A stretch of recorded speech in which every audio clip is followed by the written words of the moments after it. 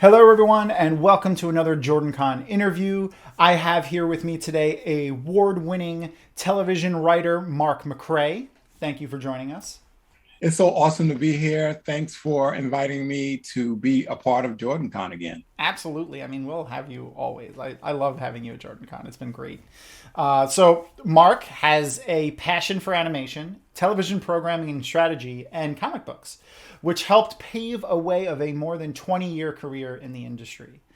Mark is the author of The Best Saturdays of Our Lives, which, I miss those Saturday morning cartoons like they used to be.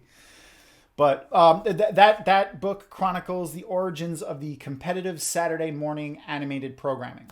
He was also the senior manager of programming operations at Adult Swim. And he was part of the team at Cartoon Network that was integral in launching Boomerang as a network, which, I mean, first off, just thank you. Like, You're welcome. Yeah, like Cartoon Network and Boomerang. Oh man, it's just huge as I was growing up. Even when I was in high school and stuff, we still really were into I mean, in the beginning Looney Tunes and Scooby Doo, but Samurai Jack and Powerpuff Girls, Dexter's Laboratory, I Am Oh, Weasel, Ed, Ed and Eddie. Like just I could just keep going. So many, so much. I watched so much of that programming. So like the fact that you were a part of that is just huge, and that's thank you, just fantastic. yeah. All of those shows were. I worked on most of the shows that you mentioned, and it was a pure joy because being able to watch the shows and series and come up with a programming strategy, to be able to come up with a stunt like maybe a stunt could be Dexter's Crazy Mad Experiments or something like that. We'd run all the best Dexters and show all the crazy experiments and all the episodes, just to get kids to check out a marathon and just stay and to keep watching Cartoon Network as well as Dexter. Yeah, that's cool. It was a blast. It was a blast. It was like a childhood dream come true for sure. That's so cool. Mhm. That's really cool to be able to turn a career into something you love. I mean, I'm sure it's a little bittersweet because like now like you have to do this thing that you love, but you also have to get on the other side of things, and like it's got I'm sure as a career you're in it more than 20 years. You're probably good at what you did. Mhm. So Yeah. Well, there's also the business side too, yeah, So like maybe my great programming idea may or may not work depending on ratings as well. So that's the other part of it yeah. that, once you get into the industry, you got to think about, well, I love this show, but will it sink my entire schedule and the kids won't come back and watch? So those are the realities of in between having fun. Yeah, that's fair. That's fair. Oh man, I'm so jealous. So like you've been into animation and cartoons, I'm sure, for a long time. Like it sounds like you've been really interested in them. Like where does it come from? Like is this from when you were a kid or? Yeah. Yeah. So when I was a kid, I met this other kid during this one summer at day camp, and this kid was sort of like, I mean, he was into cartoons and comic books like myself, but Yeah. he could accurately predict like what the new cartoons were going to be the following fall. Like he knew what the trends were. And so he was sort of my Yoda, and I wanted to be like him. And he slowly but surely got me more into just, instead of just being a typical viewer of television, Yeah. like, well, here are the players, here are the studios, here's what's happening behind the scenes. And a very curious thing happened. So it was like I sort of got into it in three phases. That's the best answer. When I was a kid, I thought I was watching a Superman cartoon, and lo and behold, the Justice League of America they show up in this cartoon. Hmm. And this was like my first introduction to the DC universe. And because I had no idea, when you're a little kid, you're like 3 or 4 years old, you have no idea. You know that you're watching a show, but you don't know who the other superheroes are. The same year, Space Ghost also expanded with, the Hanna-Barbera company that produced Space Ghost. They Yeah. expanded that's their superhero universe by having Space Ghost have crossover adventures Yeah. with the other superheroes. And that was pretty exciting. And so as a viewer, I got excited about cartoons right away. And then in 1970, Hanna-Barbera brought to the small screen from the comic book world Josie and the Pussycats. Yep. And Music was great. right. The music was fantastic. But when I was a little kid, I'm just like, why are they doing this cartoon? This doesn't make any sense. Yeah. As far as a comic book collector, I knew about Josie sort of vaguely, but the Archie universe and Josie in a cartoon just didn't make any sense because, Archie had the music and Sabrina had the magic. And I don't know what Josie had, but whatever it was, I didn't think it was, from a business standpoint, why are they making this cartoon? Yeah. But the big shocker was that Hanna-Barbera decided to take that world, to take the characters of Josie and the Pussycats and bring them into the action adventure world of Hanna-Barbera. And so instead of high school dances and teenage drama and angst, it was a show about the wrong kids in the wrong place who rise to the occasion to save the world. So they may take on the likes of oh my gosh, I'm having a brain fart. They might take on the likes of Captain Nemo or the Invisible Man from the Universal Monster movies, or even a James Bond knockoff. Like there is an episode where they sort of take on a James Bond knockoff, and the villain is very loosely based on Telly Savalas. But so it was like really cool things like that with Mission Impossible and Get Smart, cliches in the storyline. So it was totally different than what I was expecting. And my mind was just blown by the direction that they took the series in. At the same time, Archie Comics printed a comic book story where the cast of Josie and the Pussycats visit the Hanna-Barbera studios. Yeah. And so for the first time as a kid, I'm actually getting to see the people behind the scenes who are creating the cartoon. William Hanna, Joseph Barbera, the executive producers, Joe Ruby, Ken Spears, the senior writers for the series, who also, those guys, Joe Ruby and Ken Spears, they created Scooby-Doo. They were the co-creators of Scooby-Doo. And Ken Spears, before he passed away, I had a long correspondence with him. He would just kind of fill me in on all the behind the scenes shenanigans with stuff. And that was one of the great things, being able, while I was working at Cartoon Network, it sort of gave me access to a lot of my childhood heroes, animators and directors that I can just email and say, hey, what about this? And what about that? That's really cool. That's really, really cool. Man, so is it safe to say seeing those types of crossovers and like less so, I mean, maybe not completely less so, but also from like a marketing standpoint and a business standpoint is what kind of made you interested in that? Like, oh, look what they did with this, which then promoted interest in that. And then, pulling from all these different aspects could really build on things. But while at the same time, making a fun universe to consume, like as a viewer.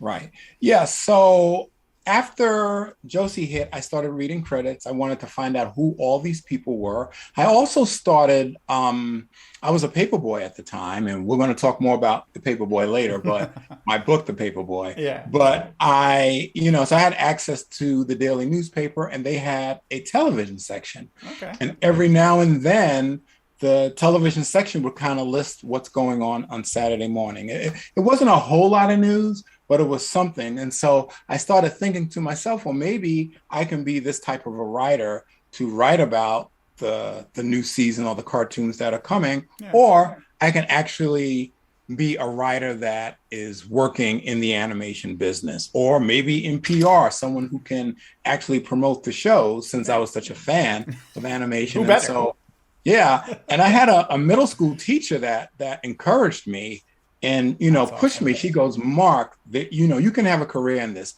I don't know much about the animation business, but I know someone with your love and joy and fandom for cartoons, there's got to be something for you.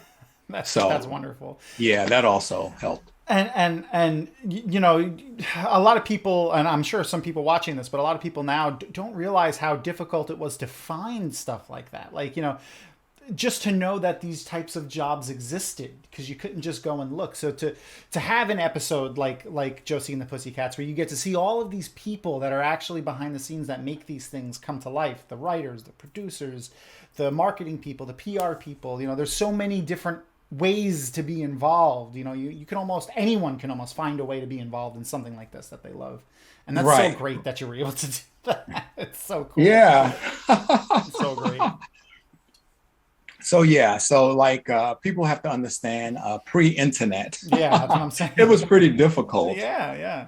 It's great that you had a teacher though that pushed you to or even just brought the idea up to be able to pursue it as a career. Right. So that was like really helpful, and that's why I say you just never know.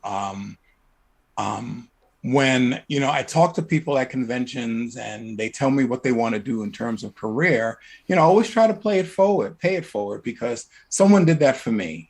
People were open to advice, and even before I got into the industry, I would send letters to folks just asking for their professional advice. So again, pre-internet, sometimes you just had to put a letter together and put it in the mail and hope for the best. And hope. And a lot of times people answered their own mail. And I always find, I was giving someone this advice the other day. I said, advice is free. Now, if you send a letter to someone asking for a job, you might not hear back. But people do not mind telling you or giving you advice about how to break into a particular career. And I found that for myself to be very helpful. That's awesome. That's really cool. Is there anyone in particular that you can remember that you asked for advice from that stuck or anything like that? Oh, yeah. Lou Scheimer, who was the executive producer for He-Man and the Masters of the Universe. Yeah. I met him. I want to say I met him back in 1989. Okay. And I was actually looking for a job. I flew out to California and I was on vacation, and, he didn't have a job for me, but I ended up sitting in his office for like 2 hours, and he gave me a lot of good advice. And he says, you know a lot about my company, a lot about my competitors. You should find a way to get that information out there. So on the way back home, I thought about it and I said, you know what, maybe I should start a newsletter that I can send to people in the animation industry and talk about animation and programming strategy. And that way I can get my name out there. And it worked. I mean, after a while, I started getting freelance jobs. Some of them paid and some of them didn't, but like DC Comics reached out to me. They wanted me to do an online trivia show that featured their Saturday morning DC stars, as well as, trying to find trivia that relates to the comic book and Saturday morning. Sid and Marty Krofft called. They made HR Puffin Stuff. Yeah. They were impressed that I was one of the few people that got their episode count correct. And they had an executive there named Joe King, and Joe King was awesome. I mean, I had total access to him, and he actually started teaching me the TV business and the TV syndication business, telling me how it works, telling me some of the politics behind television, what happens when you try to sell a show to a network, all of these things. Okay. It was wonderful. That's pretty awesome. That's really cool. I keep saying that, but this really is. It's interesting. It's very interesting seeing kind of behind the curtain a little bit. Right. So you mentioned the Saturday morning cartoons, from when you were a kid, and then everything that you've worked on over the years. I know and then stuff that you've written about in your book. So you have the best Saturday of Our Lives, and you have other books coming up. But if you had to pick, a handful of cartoons or things that you think, I don't want to say are your favorites, but you enjoy, in particular, could you? Is that even possible for you to do? Yes, it's possible. Right. I've thought long and hard about it. Okay, well, Josie and the Pussycats I mentioned already, but just in terms of female diversity and characterization, I think it was a brilliant show, because you had the first African-American animated female character, Valerie. You had the first anti-hero, Alexandra, who to me made the series. You had the first silly comedic foodie, melody. Yeah. And that was another thing that helped me relate to the series. I knew three girls exactly like that in school. And, don't get me wrong, I like Scooby-Doo, I like the Archies, but Yeah. I didn't know anybody like that, Yeah. and I kind of felt like with the Josie series, I actually could relate to people I actually knew.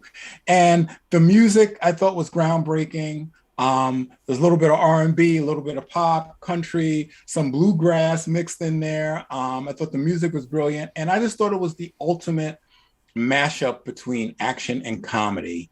And that was just like such a great show. I think Josie and the Pussycats is the greatest Hanna-Barbera show from the 1970s, bar none. Okay. Super Friends comes pretty close. Well, that set the stage for a lot of things, the Super Friends. Yeah. But I just think in terms of creativity and talent and what went into that series, it was a high watermark for Hanna-Barbera. Okay. The second series I really liked, and it's not one that's mentioned a lot, is the Superman Aquaman Hour of Adventure. Okay. And so you had this influx of DC heroes that came in, first appearances of Aquaman, Aqualad, the Teen Titans, the Justice League of America, and influx of budget and money for this series. And what I love about this series is that the animation direction is really good. We're talking about limited animation, and a lot of people, they don't understand how limited animation works. Obviously, the networks could not afford to pay for full animation. So the compromise was, if we have limited animation, the animation companies can stay in business and the networks can stay in business. But within those cartoons, there are a lot of brilliant animation direction that happens. And it might be for like maybe 20 seconds at a time, or maybe 30 seconds at a time. Or maybe a scene might have to be repeated, but you might see something cool 5 minutes later. And I feel like in terms of animation direction and action sequences, the Superman Aquaman Hour was like one of the great ones. Okay. Let's see what else. She-Ra. Oh yeah. I actually really like the new stuff that they've been doing too. Oh yeah. I checked out the She-Ra, the reboot on Netflix. I love that series. Yeah, it's really good. She-Ra is one of these series that, first of all, I think it was better animated and directed than He-Man. All right. And because she was a female character, and because the directors, people like Thom Tatawanovich, who worked on He-Man and She-Ra, he's one of these animation directors that were always pushing the limit. He knew what his budget was, but if he wanted something to look cool, he would fight for it. And sometimes he would get it and sometimes he wouldn't. But the fact that I know that he was working behind the scenes trying to make the animation product better. Yeah. I just thought, wow, this is really great. And it really pushed the envelope there, again, in terms of animation direction. These people were not phoning it in. They were really trying to make great animation. And, because She-Ra was being animated in the United States versus Thundercats that was being animated overseas, when you animate something overseas, you get more bang for your buck. So people working on Filmation productions working on He-Man and She-Ra, they had to fight just to be able to compete from an animation standpoint. Yeah. Let's see what else. I really like. I like Fat Albert and the Cosby Kids. I think that is like one of the great ones. And I recently found out that there was a pilot. Well, okay, let me back up a little bit. Okay. So there was a pilot that aired on NBC that was done by a completely different production company. All right. Then this other pilot kind of popped up on YouTube recently. And it was by Filmation, who did, the Saturday morning series. Yeah. And but I had never seen this second pilot. And so I dug a little bit into it and I found out that because of whatever the contract was signed, the second pilot was needed to be created in order to complete the contract.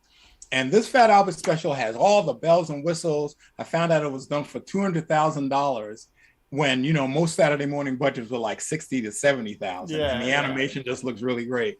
But, Fat Albert is one of these series that I just think the writing and the comedy elements and the diversity was just right on point. And I just loved all the pro-social messages as well as the music. Yeah, the music was great. The music was really good. I actually particularly liked Fat Albert too when I was younger because I had they were, like you said about Josie and the Pussycats, that I knew so many people that were basically the characters from that show. All of my friends were basically the characters from that show, which is great.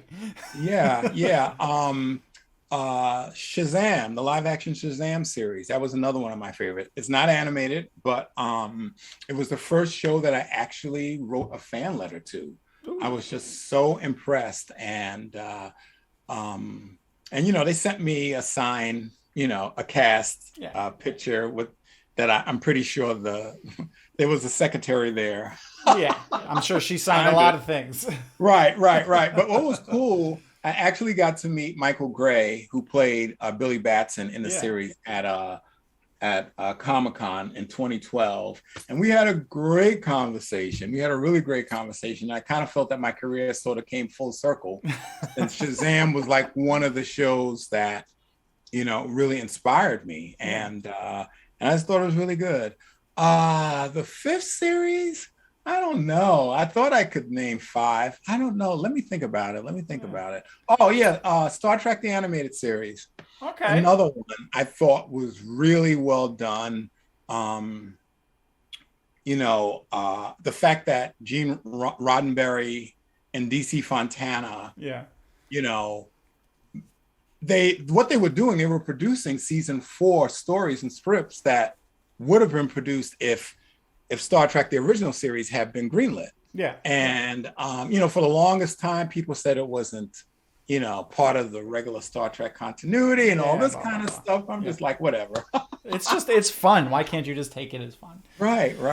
So, so I would say those are the 5. To get on that vein, have you looked into, I forgot the name of it, but there's a Star Trek series, an animated Star Trek series that's out now that actually kind of follows the exploits of like the lower deck people. I forgot. I think it's actually called. It's called Lower Decks. That's what it's called, right? Yeah. I was like, that just brings some. There's a reason I said that. My brain knew what I wanted to say. I didn't. Somewhere in my subconscious. But it's a ton of fun. I haven't watched it like religiously or anything yet, but I've seen a handful of episodes and it was really, really funny and also interesting to watch. Yeah, I mean, because you think about it, when I was a little kid, right? I remember watching Star Trek, the original series. Yeah. And I remember saying to my older brother, I says, I like Star Trek, but I think that ship's a little bit too dangerous for me to be on. And my brother started laughing. He goes, Mark, not everybody is on the bridge. You don't have to be on the bridge. He says, I know, but from a kid's point of view, like it seems like the crap is always hitting the fan on the bridge, And when I look at Lower Decks, it just sort of reminds me of that conversation I had with my brother. I'm like, oh, there's other jobs on the Enterprise. There's me. That's me down there in the engineering deck. Right, exactly. And, and you don't have to make those hard decisions that folks on the bridge have to make. Of course, you're hoping that the people on the bridge are making the right decision so that the ship doesn't blow up. But I guess that's one of the, when you're on a ship like that, that's just one of the, things that you. It's so big too. For. Yeah, people don't realize how big that was. Like, I'm gonna get the number wrong, so I'm not gonna say a specific number, but it is a large amount of people that worked on the Enterprise when they got into it, and like the newer movies and stuff, and actually showing how big it is. Like every time they take a hit on that hull, like that's dangerous for everybody. Oh my gosh, man, so funny. Yeah. So I mean, I could talk to you about cartoons all day, but you write things, and you're an author, and you're coming to JordanCon. So, you mentioned earlier about the Paperboy, that you were a Paperboy. So in the links that you provided for us was paperboydimensions.com, which people should go check out after this interview is over. Mhm. there's a little video on there, like kind of showcasing what it's going to be about, and it looked like a ton of fun. So, Yeah. could you go into that maybe a little bit? Tell us about, when we might Yeah. see it, or Yeah. Okay. So it's kind of a funny story. So we can kind of go back to some of those middle school days. okay, So when I was at the last JordanCon, I was talking to one of the authors and I was telling her how my family lived like in this haunted brownstone and how it felt like I was the only one getting haunted, like, nobody else, just me. And the landlord would joke and said, well, there's a lot of weird things that used to go on in this house that can't be explained. It's an old brownstone, so yeah, anything's possible. And so this other author said, that sounds like the making of a good book, maybe a good horror book, but I've never really been like a super horror fan. But I says, well, you know what? It might be the basis of a good book. So after I wrote like the outline for what I felt the horror chapter should be, I just kind of sat on that part and I was like, well, what about before and what happens after? And then I thought about it and I said, well, not anybody. It shouldn't be just be a regular person moving into this haunted house. So in middle school, I created this character called the Paperboy. That was, like every initial stood for something, kind of like the letters of Shazam, because, again, I was inspired. And I came up with a costume and I wasn't the greatest artist, but I made some little mini comic books. And then I kind of got bored with the Paperboy. And I decided that the Paperboy needs to change his identity. Something needs to happen. And so I made him, instead of just being like having super flight and super strength, he became this other character that could do magic. And I called him the Master.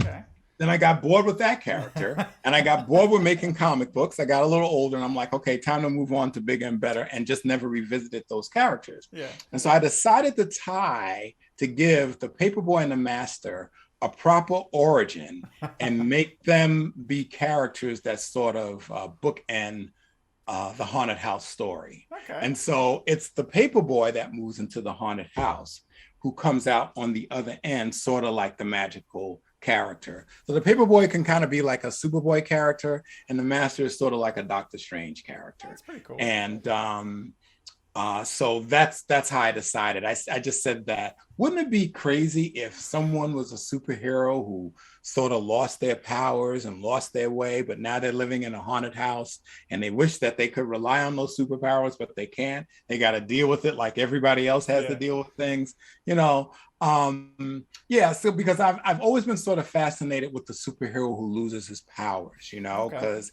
it's kind of like in the late 60s, DC Comics decided to come up with this storyline where Wonder Woman renounces her Amazon heritage. And it was very controversial. And a lot of people consider that era like not the greatest. But what I loved about the book was that, all of a sudden now you have this character that used to be like one of the strongest women in the world that now has to deal with, the everyday human things of finding another job and paying rent and putting food on the table and maybe getting beat up by a villain for a change, which actually did happen in one of the books. I mean, she got a butt whipped and she was complaining to somebody, you don't understand. I never get beat. I never used to lose. And I feel like that was like one of the greatest human moments that came out of that book. The fact that I'm like, yeah, well, this is your reality now.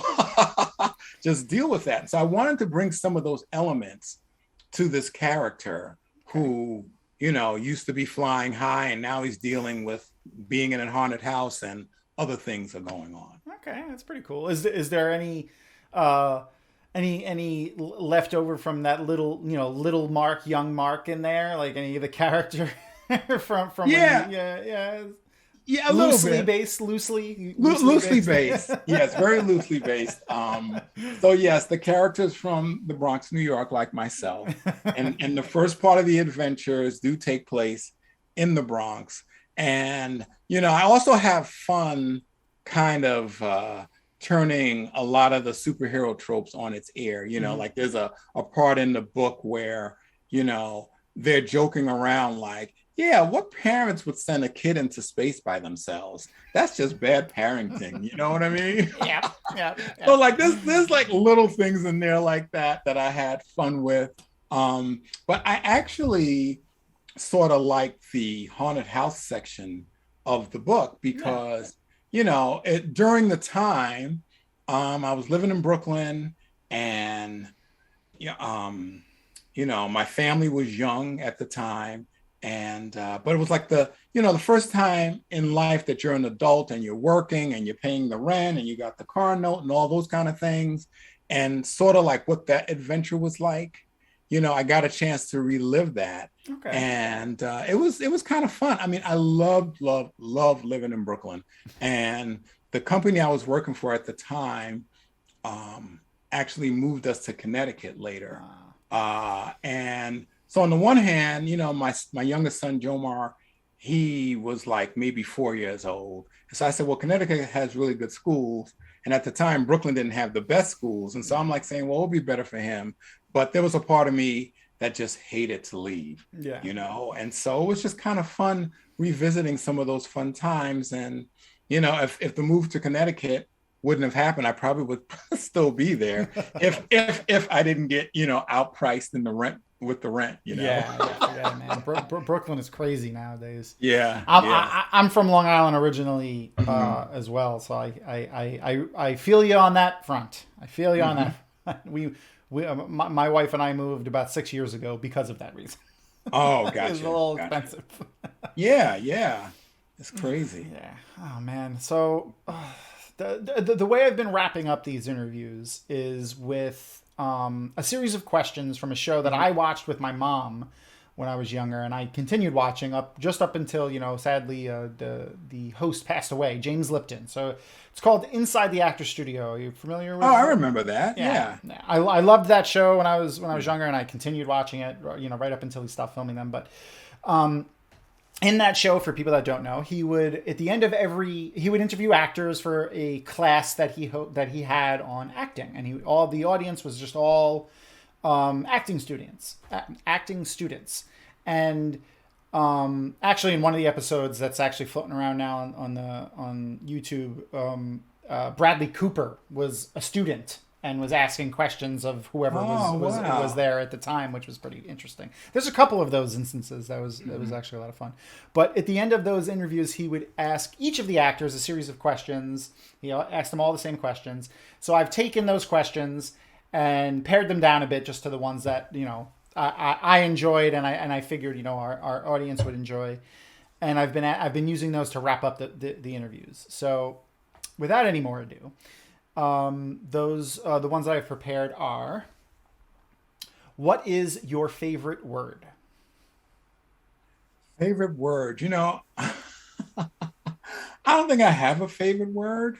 But what I would say is the word that I like hearing and the word that I have used in the book at least once is cataclysmic. Cataclysmic. I just messed it up. Yeah. Uh, yeah, cataclysmic. Cataclysmic. Cataclysmic. Yes. Okay. Yeah. I actually, when I was a kid, I heard that in a cartoon, and I've been fascinated with that word ever since. And it just sounds as bad as it. I don't know. It's just one of those words when you hear it, you just feel like, oh yeah, like the stuff's going to hit the fan. Something very bad's about to happen. Yeah. Like what is it? What is that? Onomatopoeia? Like it sounds like what it is. Like yeah. Exactly. That's good. That's good. Mm-hmm. Do you have a least favorite word? No. That's fair. I mean, No. they all could Not be. really. Yeah, I don't have a least favorite. Fair. Oh yeah, I do have one, I guess. I just think that for a while I really hated the word awesome because I thought I probably said it during this interview. Yeah, I just thought I that probably people have were, to. yeah, I thought that people were using it too much. Yeah, And it's supposed to be awe-inspiring. right. And I think I want to change that. My favorite word. I think one of my favorite words is amazing, and I will tell you why. Okay. Because there was a sitcom that was on, and forgive me, I can't remember the name of it, but that was all of the characters. That was sort of like their catchphrase. Mm-hmm. And one person, instead of saying amazing, would say amazing. And every time I heard her say it, I would just laugh. She could say it 10 times in an episode and I would just laugh every time. And even around the house, my family and I will, I might just say amazing, and they won't laugh, but I will laugh. They'll roll their eyes at you and you'll laugh. That's all that matters, as long as you're enjoying yourself. Right. Oh, that's great. That's amazing. No. Yeah, I'm gonna shout to you in the hallways of JordanCon. Yes. I'm not. So yeah. All right. Let's see. If you, I'm sorry. What is something that you notice about a person when you meet them for the first time? I think their eyes, definitely. Okay. Because what I've noticed is that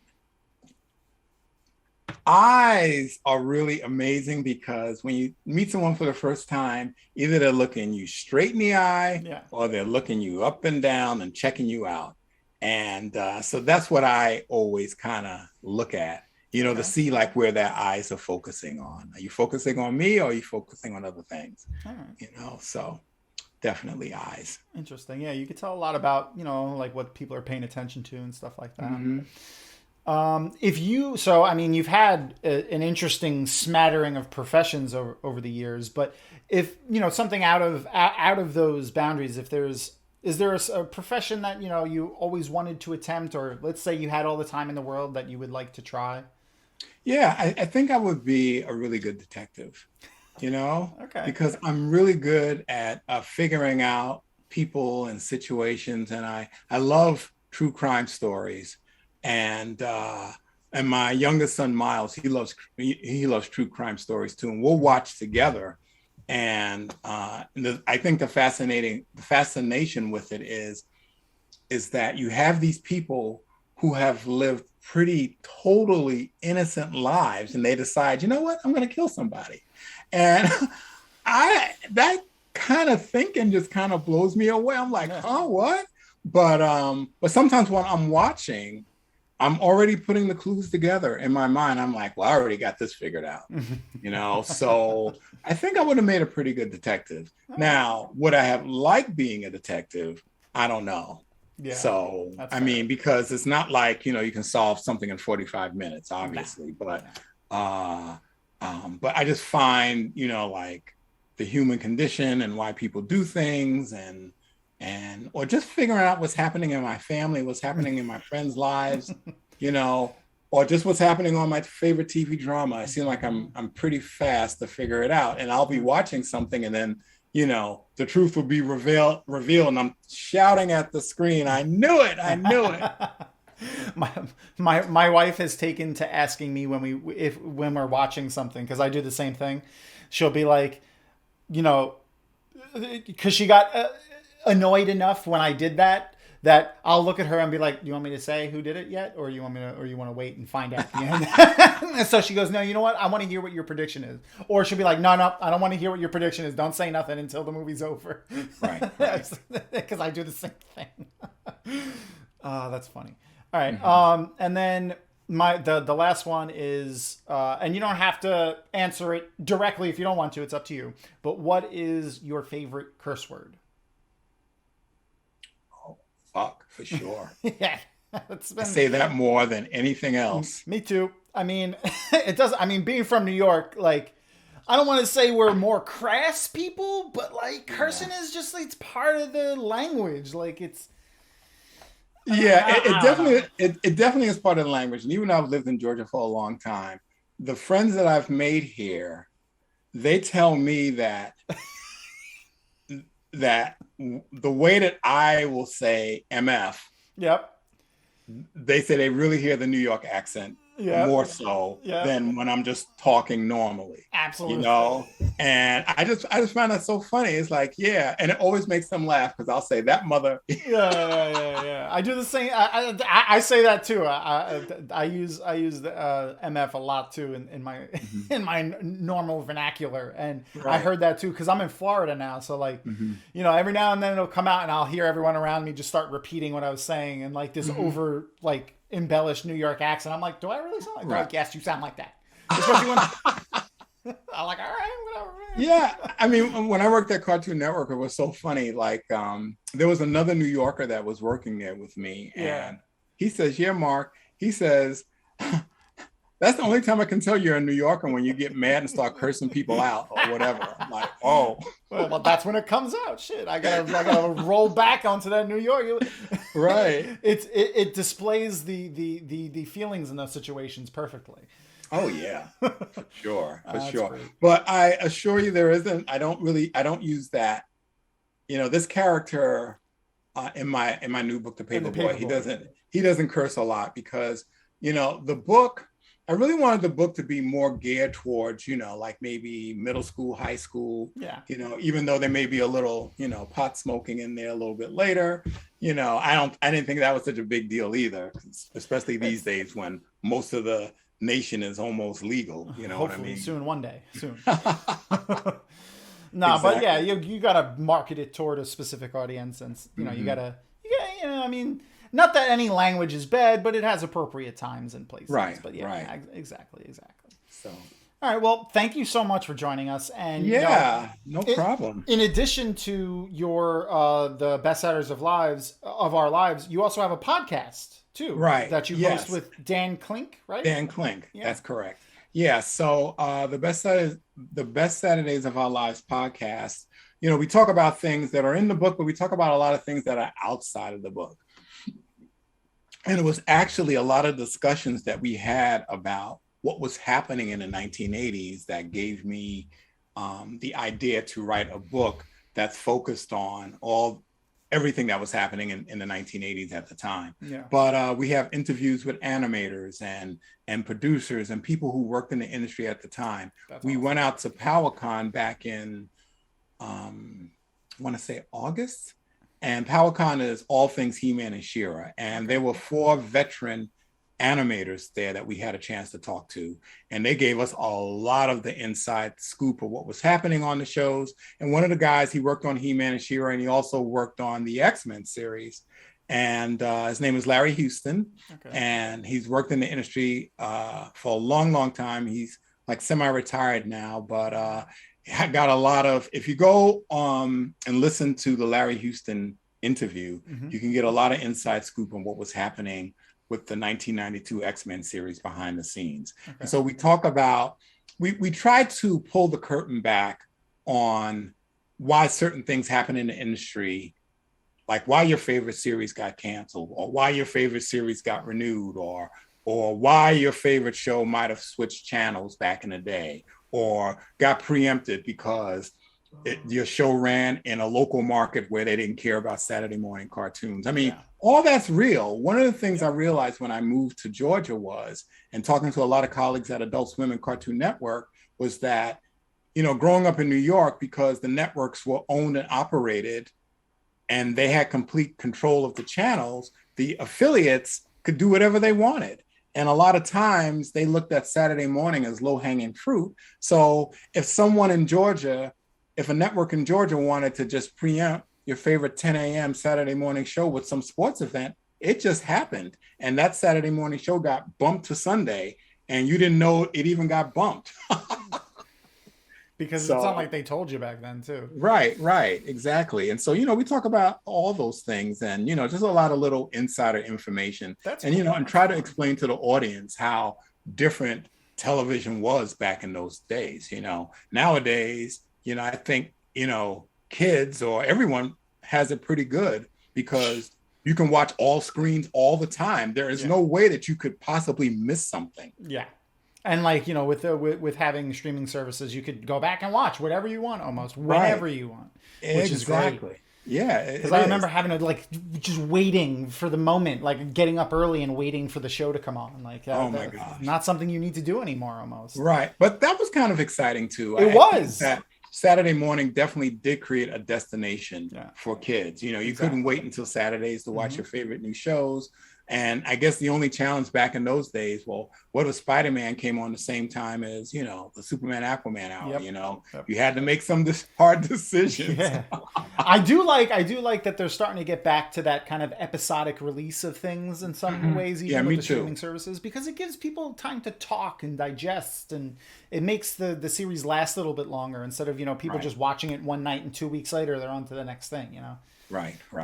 So we could find your podcast at tbsool.com, which is the best Saturdays of our lives.com. Right. Yes. It's also available on SoundCloud. It's available on Apple Podcasts, Stitcher, and I believe Spotify as well. Awesome. Okay. Well, thank you so much. And I look forward to seeing you at JordanCon. Yeah. Same here. Can't wait for JordanCon to start and have a great time just meeting people. All right. See you then. All right. Cool. Yeah.